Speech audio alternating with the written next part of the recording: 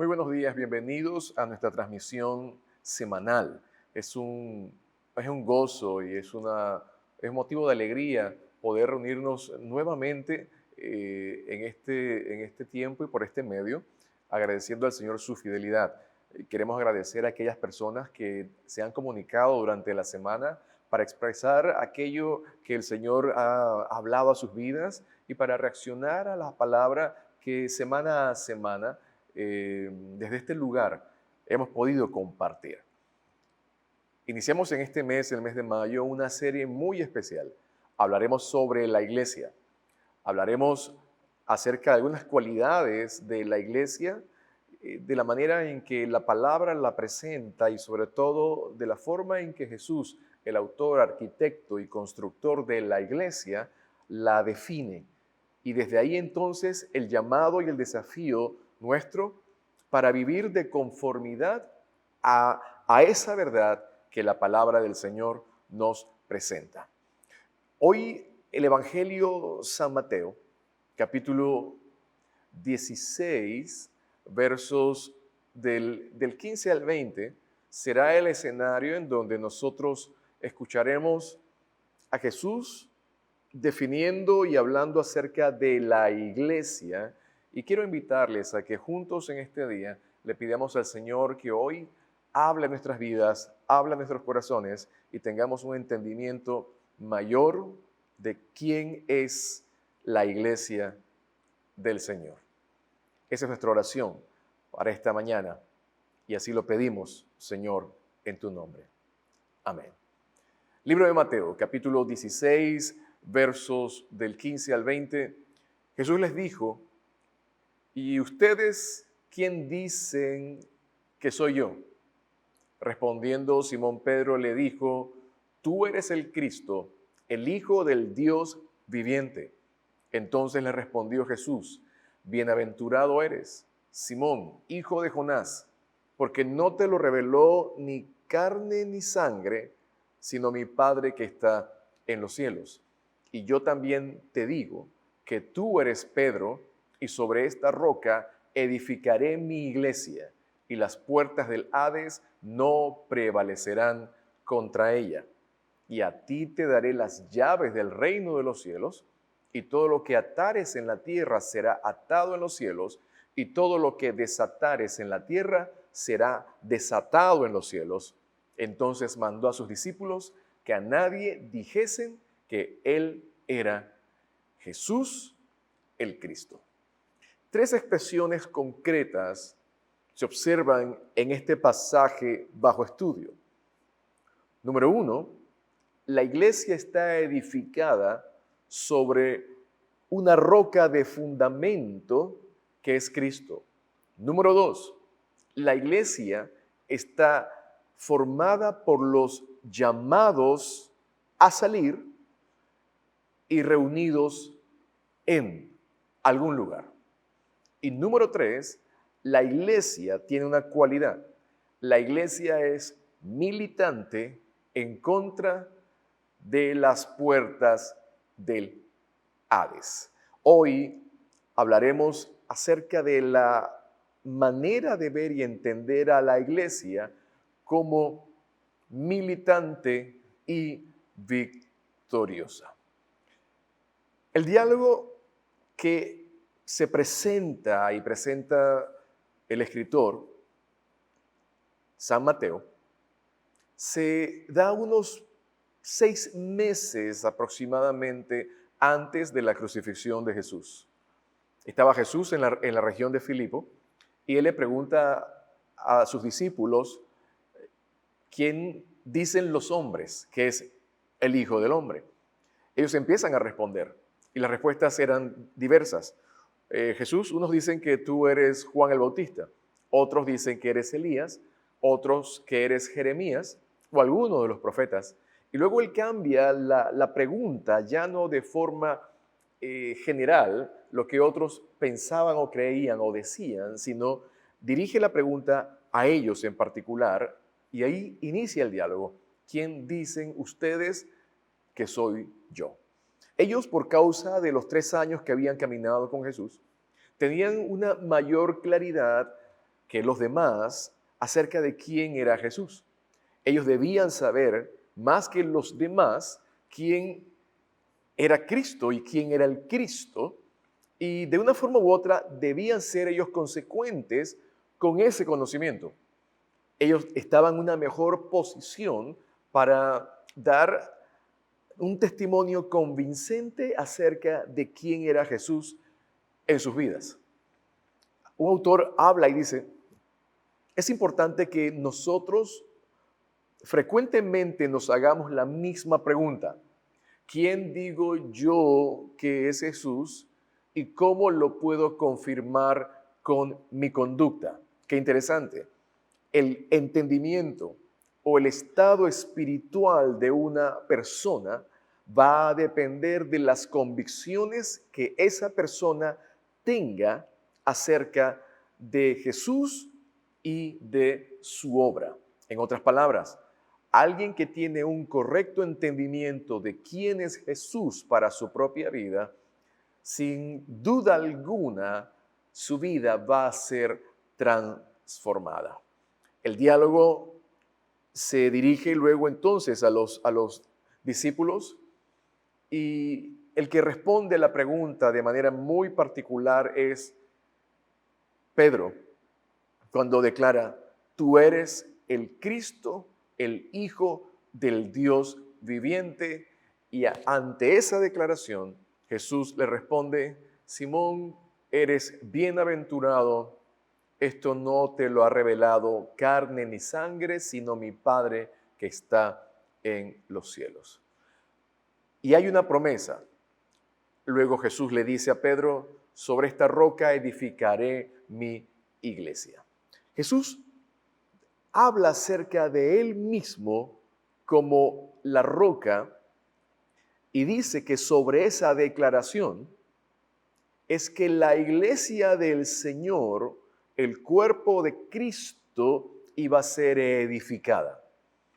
Sobre esa verdad será construida su iglesia. Y el cuerpo de Cristo va a compartir la naturaleza de esa roca por medio de la confesión en Jesús. Esta parte es importante entender. La roca de la iglesia no es Pedro como un individuo, pues Jesús en su respuesta no llama a Pedro roca, no le dice que él es la piedra, sino que él lo llama y por su nombre Pedro, en griego Petros, que significa fragmento de la roca o fragmento de la piedra. Tampoco Jesús le dice a Pedro que sobre él iba a edificar a su iglesia. Jesús dijo, sobre la declaración que Jesús es el Cristo, sobre la declaración que Cristo es el Mesías, sobre esa declaración es que Jesús dijo, sobre esta verdad yo voy a edificar, y aquí uso el pronombre posesivo, personal, edificaré mi iglesia. Luego de esa definición de sobre qué debe fundamentarse y sobre quién se construye y edifica la iglesia, Jesús elogia a Pedro y le dice, eres dichoso, eres feliz, eres bienaventurado, pues lo que has confesado se basa en una revelación espiritual. Esto no te lo ha revelado carne ni sangre, sino mi Padre que está en los cielos. Aquí se afirma el principio de la confesión personal de la divinidad de Cristo como medio de salvación, como una gracia de Dios que no sucede por obra, sino que es una gracia y un don divino, como lo declara el libro de Efesios capítulo 2, verso 8. Ahora, es importante entender en esta primera parte, al entender que Cristo es la piedra angular, Él es el fundamento, Él es el constructor de su iglesia, y resaltar la manera en que Pedro es guiado a realizar esta confesión, que de paso es la única manera en que los hombres puedan ser guiados al reconocimiento de Jesús como el Cristo, como el Hijo del Dios viviente, por medio de la revelación del Espíritu Santo. Importante anotar, ninguna persona es guiada a la fe solamente como resultado de su razonamiento o solamente como el resultado del ejemplo de otros o solamente por escuchar la predicación del Evangelio. Todas estas cosas ciertamente juegan un papel importante y vital en el proceso de traer las vidas a Cristo. Pero a menos que el Espíritu Santo trabaje en el corazón humano, las deducciones de la razón, aunque convincentes, no guiarán a una vida de discipulado activo. El ejemplo de otros, aunque sea inspirador, solo tendrá influencia temporal.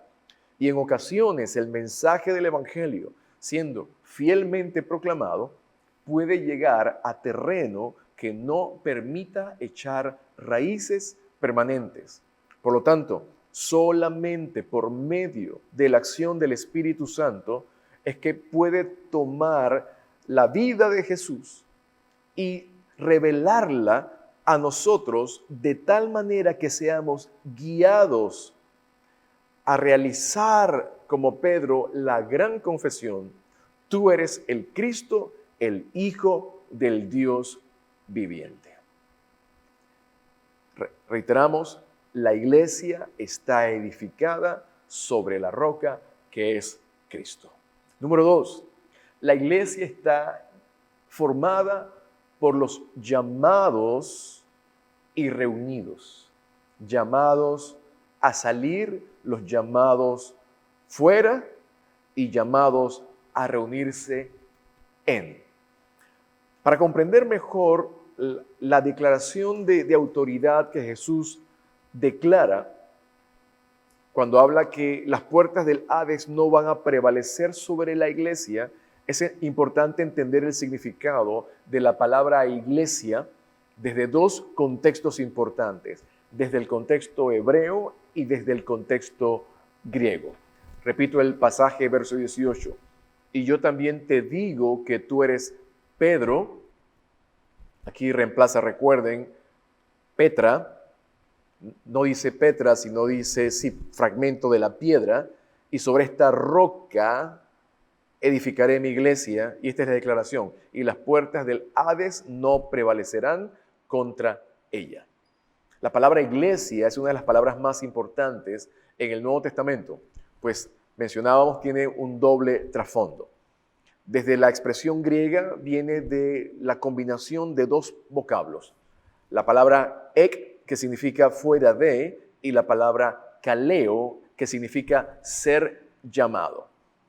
Desde el trasfondo hebreo se usa la expresión kahal, que significa los llamados y reunidos como pueblo de Dios, o también congregación y asamblea.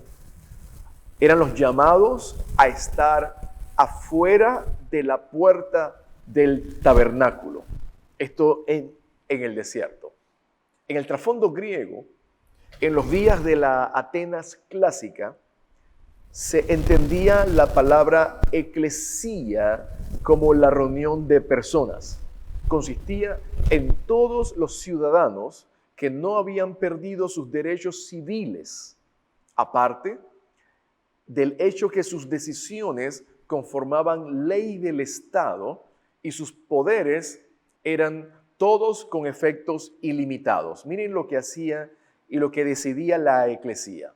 Elegían y deponían a los magistrados, dirigían la política de la ciudad, declaraban la guerra y la paz, firmaban tratados, establecían alianzas, elegían los generales y demás oficiales, asignaban tropas a diferentes compañías, eran responsables de conducir operaciones militares, asignaban y trasladaban los fondos económicos.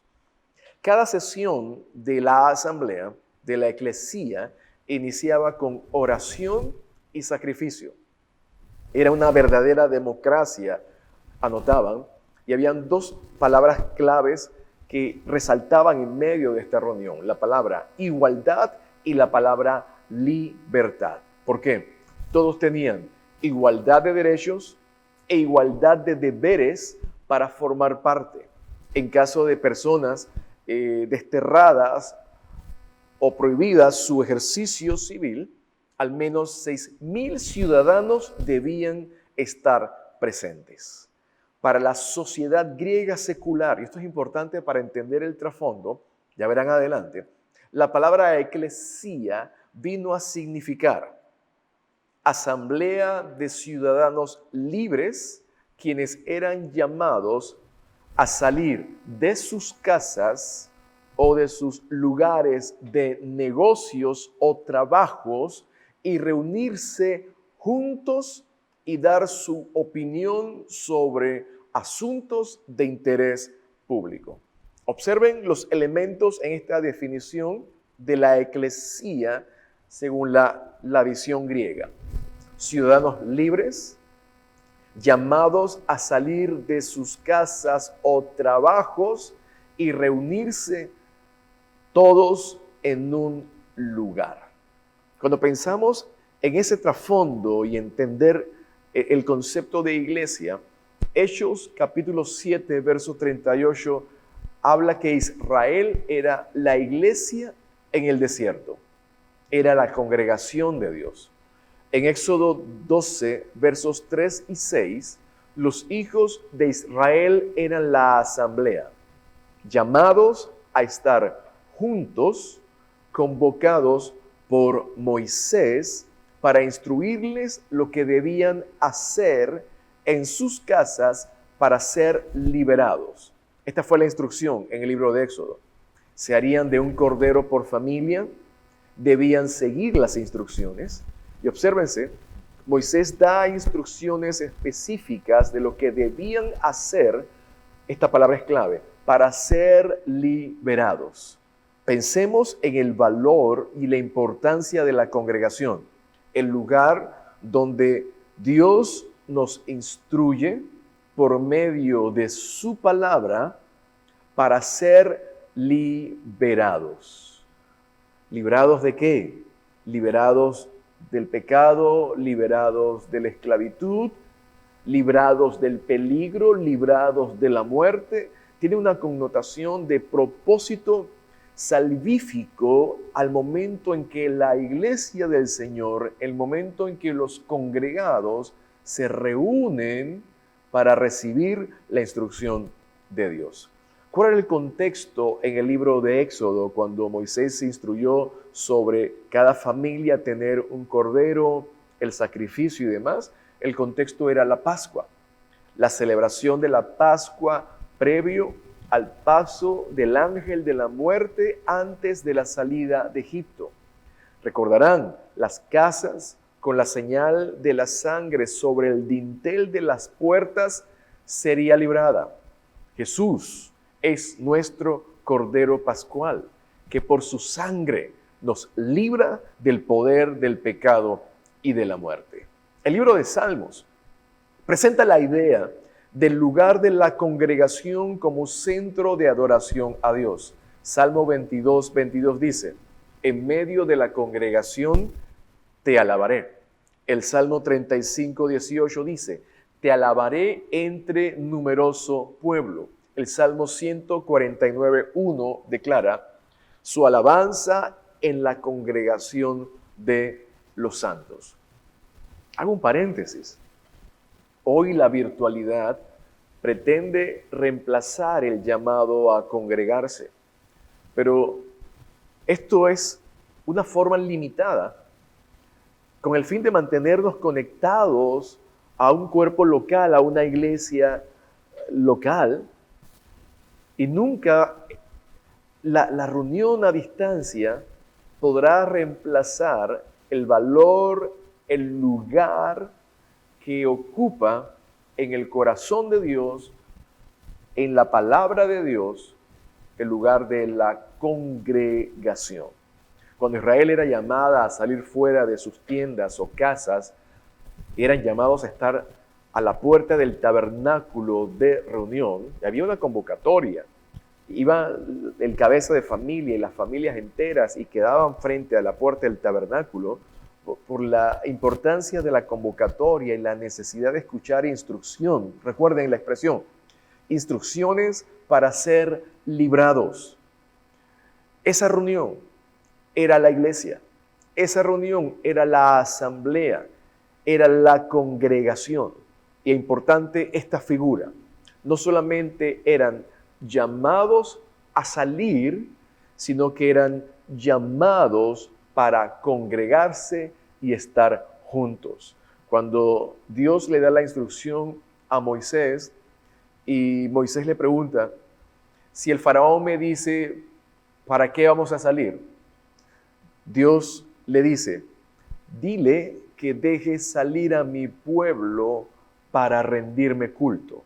Los llamados fuera de Egipto, fuera del lugar de oscuridad, al lugar de la luz, pero con el propósito de congregarse y de recibir instrucción y de recibir la palabra que Dios quería darle al pueblo para ser librados.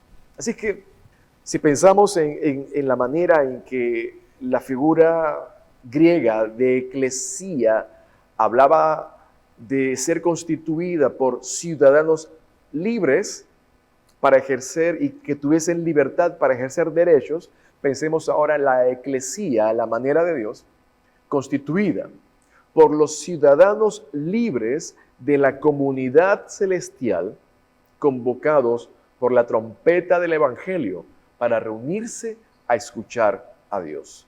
Libres en Jesús para salir de sus casas, libres en Jesús para dejar sus ocupaciones y reunirse para escuchar a Dios.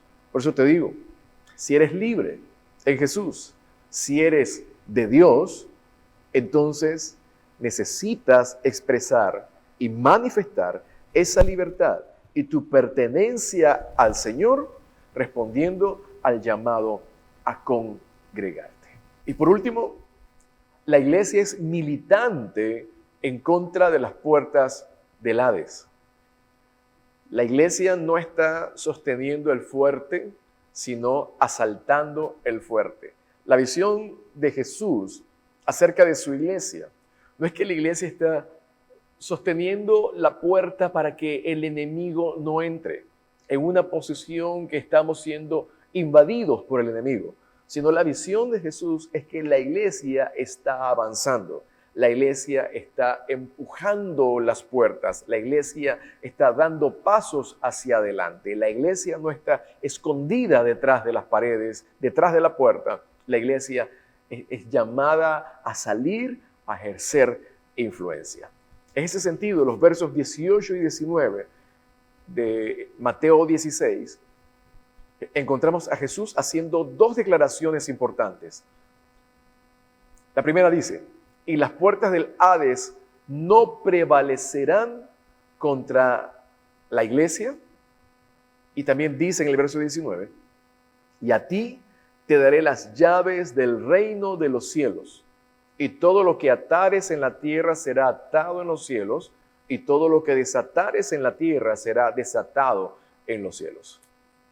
Aquí la expresión, las puertas del Hades no prevalecerán, significa que el poder de la muerte no puede prevenir el avance del reino de Dios o clamar victoria sobre aquellos que pertenecen a Dios. Lo voy a repetir porque es importante que podamos capturar esta idea. Las puertas del Hades, dice la Biblia, no prevalecerán. Significa que el poder de la muerte no puede prevenir el avance del reino de Dios o clamar victoria sobre aquellos que pertenecen a Dios. El Antiguo Testamento habla del conflicto con las puertas de los enemigos. Génesis 22, 17 dice en la promesa a Abraham, y tu descendencia, dice Dios a Abraham, poseerá las puertas de tus enemigos. La iglesia, victoriosa en batalla, conquistando y por conquistar. Miren el estado de la iglesia a la manera en que Jesús la ha establecido y la está edificando. Una iglesia que vence en batallas, una iglesia que está conquistando, que ha conquistado, pero también es una iglesia que está presta a conquistar. El libro de Efesios, capítulo 6, versos del 10 al 20, habla acerca de la armadura necesaria para la batalla. Todos recordarán ese pasaje, pero resalto el final que establece. Habiendo acabado todo, dice, pónganse toda la armadura para que puedan resistir, para que puedan mantenerse. Y dice, y habiendo acabado todo, estar firmes. Es una visión, una idea que la iglesia es a todas luces vencedora. Segunda de Corintios, capítulo 10, verso del 1 al 5, habla acerca de las armas de nuestra milicia. No son carnales, no son humanas, no son limitadas, sino poderosas en Dios para destruir fortalezas. Da la idea que la iglesia del Señor avanza frente a las puertas del enemigo. Cuando hablamos de puertas, hablamos de un simbolismo muy importante en la Biblia. Representan los lugares donde las autoridades sostenían reuniones y tomaban decisiones en las ciudades.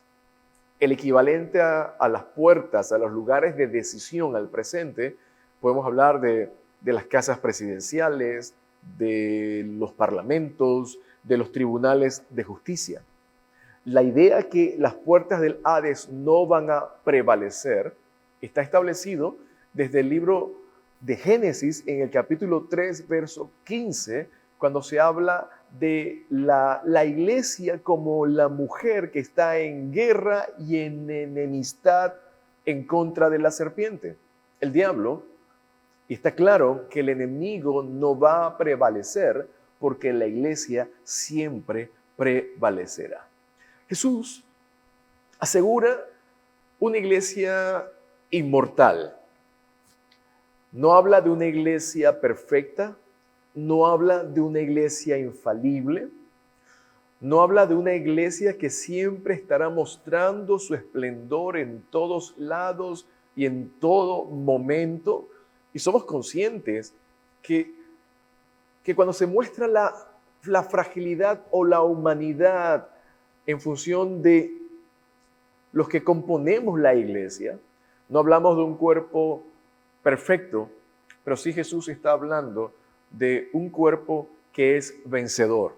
Romanos 8:37 dice, antes, en todas estas cosas, somos más que vencedores por medio de aquel que nos amó. El principio que Jesús dijo, las puertas del Hades no prevalecerán contra la iglesia del Señor. Y también en la segunda promesa y palabra de autoridad que recibe Pedro como representante en ese momento de la iglesia, habla acerca de las llaves. Las llaves denotan autoridad. Y Pedro, representando en ese diálogo con Jesús a la iglesia, y en la cual nosotros estamos incluidos, Jesús está pasando a su iglesia su autoridad para atar y para desatar. Y con esta expresión queda claro que es Jesús quien ha activado esta provisión a través de su obra en la cruz. La iglesia entonces está siendo comisionada a implementar lo que Jesús ha liberado por medio de su vida, muerte y resurrección. En otras palabras, Jesús está diciendo que la iglesia será empoderada para continuar la hermosa responsabilidad de manifestar sobre la tierra su poder y su provisión. Cristo es la cabeza de la iglesia es el cuerpo de Cristo. Y por ejemplo, ¿cómo se puede entender mejor esta acción de liberar, de desatar? Si alguien está atado por el pecado, por medio de la predicación del Evangelio, que incluye la provisión de la libertad del pecado en el nombre de Jesús, esa persona puede ser libre al recibir por la fe la vida de Jesús dentro de él. Recordemos al apóstol Pedro, predicando su primer sermón, llevó a la salvación a la audiencia que lo escuchó y que recibió el mensaje. Por medio de la proclamación del Evangelio, se estableció la manera en que los hombres pudiesen ser liberados. Todo lo que dice el texto, y nuevamente lo leo para que estemos claros en esa expresión: te daré las llaves del reino de los cielos. Todo lo que atares en la tierra será atado en los cielos. Todo lo que desatares en la tierra será desatado en los cielos. Si alguien atado por el enemigo recibe la orden de libertad en el nombre de Jesús, esa persona puede ser libre. El enemigo es atado y el enemigo tiene que dejar libre a esa persona. Libro de Hechos, capítulo 18, verso 18, 16, 18 dice: Pablo, volviéndose, le dice al espíritu que estaba sobre una joven: te mando en el nombre de Jesucristo que salgas de ella. Y salió en aquella misma hora. Hablamos de las marcas de la iglesia del Señor. Hablamos de las marcas que se iban a evidenciar y a manifestar en la iglesia del Señor. Y hay un coro antiguo que presenta de manera directa 5 líneas. Tiene este coro antiguo que presenta la esencia de las características de la iglesia militante y victoriosa que hemos estudiado, mirado y leído desde el Evangelio según San Mateo. Dice el coro antiguo, algunos lo recordarán. Hace una pregunta: ¿la iglesia del Señor cuál será? Es aquella que en el nombre del Señor sana enfermos y echa fuera demonios. Es aquella que rescata al pecador. Esa sí es la iglesia del Señor. Este coro describe de forma directa la identificación de la iglesia que Jesús describe en el libro de Mateo. Esta es la iglesia militante y victoriosa. Es la iglesia que avanza, es la iglesia que no está escondida y deteniendo la puerta para que el enemigo no tome lugar y está escondido. No. Es la iglesia que avanza, la iglesia que camina, la iglesia que se mueve, la iglesia que extiende sus manos para bendecir, la iglesia que cree en la provisión sobrenatural del Señor para ver las manifestaciones de Dios en medio de los tiempos. Es la iglesia que tiene un llamado continuo a vencer porque su naturaleza es una iglesia vencedora. Así que la pregunta que Jesús le hizo a Pedro es importante que usted y yo también la respondamos, porque dependiendo de esta respuesta, eso va a determinar nuestro compromiso, nuestra vida, nuestro caminar, nuestro testimonio. La pregunta es la misma: ¿quién dices tú que es Jesús? ¿Quién dices tú que es Jesús? Solamente por la revelación del Espíritu Santo, solamente por la inspiración del Espíritu Santo, podemos declarar, como lo hizo el apóstol Pedro: tú eres el Cristo, eres el Hijo del Dios viviente. Él no era Juan el Bautista, como decían otros, él no era Elías, no era un profeta, no era un maestro, como mucha gente hoy lo considera. ¿Quién es Jesús? Fue un gran maestro, fue un gran líder histórico, alguien alejado, alguien reducido a humanidad. Quiero decirte que Jesús es Dios. Jesús revistió forma humana, siendo Dios, revistió forma humana, caminó en medio de los hombres para mostrarnos el camino al Padre. Y en su obra completa, su sacrificio en la cruz, su muerte y resurrección, hoy sentado a la diestra del Dios Padre, ha establecido, edificado y comisionado a una iglesia militante y victoriosa, que las puertas del Hades no prevalecerán contra ella. Quiero animarte a que seas parte de la iglesia del Señor. Quiero animarte que en el lugar donde te encuentres, estarás en otro país mirando este mensaje, tomes la decisión de ser parte del cuerpo de Cristo, recibiendo a Jesús en tu corazón por medio de la fe. Luego entendiendo que la iglesia representa los llamados a salir de las tinieblas a la luz, pero no solamente a salir, sino que luego a identificarse con una iglesia local, la asamblea, los congregados, que reunidos en torno al nombre de Jesús, escuchamos las instrucciones de Dios para ser librados, para ser guardados, para ser equipados, para tener un caminar victorioso tal y cual responde a la identidad de la iglesia que Jesús ha edificado. Este día es día para decirle, Señor, gracias por tu obra, gracias por tu sangre preciosa derramada en la cruz y gracias por llamarme a ser parte de tu cuerpo y poder reunirme y estar junto a otros que creen en ti y en tu nombre y estamos dispuestos a vivir y avanzar el reino de Dios en medio de la nación y en medio de las naciones. Que Dios te bendiga. Que este mes que hablaremos de la iglesia, ames sobre todo al Dios de la iglesia. Ames al que es cabeza de la iglesia, Jesús, y te identifiques con una iglesia local para seguir avanzando y seguir recibiendo instrucción para ser guardado y para ser librado. Que el Señor te bendiga. Nos encantaría acompañarle en su crecimiento en la fe, caminando de la mano de Dios. Contáctenos a través de nuestras redes sociales y líneas de oración que aparecen al pie de esta transmisión. Gracias por acompañarnos y que Dios les bendiga.